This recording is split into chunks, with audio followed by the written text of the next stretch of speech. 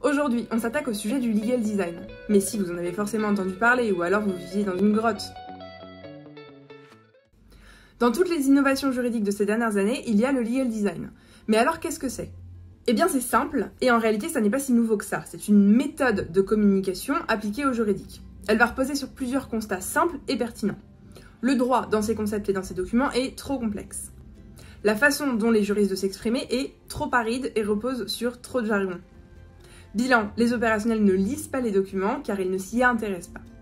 C'est donc une technique qui se propose de pallier une communication de plus en plus inadaptée au monde d'aujourd'hui. Alors comment changer cela et comment donner envie aux opérationnels ou aux clients de s'intéresser au droit ? Et si les juristes arrêtaient de parler aux juristes pour s'adresser à tous ? Le propre du legal design, ce sera donc, dans un premier temps, d'identifier l'utilisateur final du document. Souvent, l'utilisateur final, ça n'est pas un juriste d'ailleurs. Il faut donc faire preuve de 3 qualités indispensables pour se lancer dans le legal design. La première, c'est l'empathie, c'est-à-dire se mettre à la place de celui qui lira le document final et qui n'y connaît a priori rien du tout. Le deuxième, c'est la pédagogie, pour expliquer clairement les concepts, les idées et leurs conséquences. Le troisième, c'est la créativité, et là je sais, on va me dire, non mais c'est pas ma guerre, hein. Moi je suis juriste et je suis pas designer.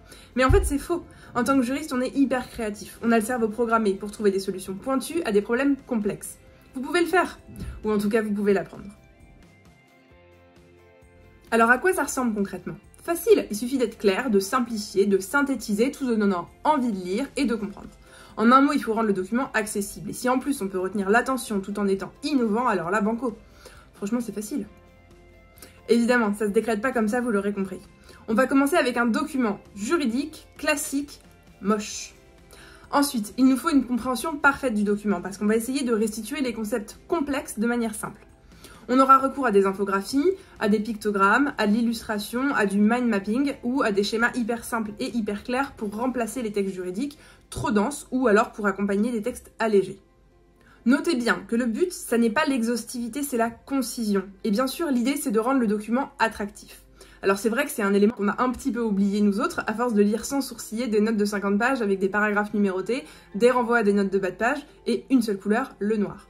Avouez qu'en termes de pédagogie, c'est pas foufou. Donc il vous faudra avoir recours à un langage visuel fluide et clair. Si c'est bien pensé, le destinataire final ne se rendra même pas compte qu'il y a un document juridique. Pascal disait « Je suis désolée, j'ai été long car je n'ai pas eu le temps de faire plus court. C'est une bonne image. Être synthétique, ça prend du temps et ça, c'est du boulot.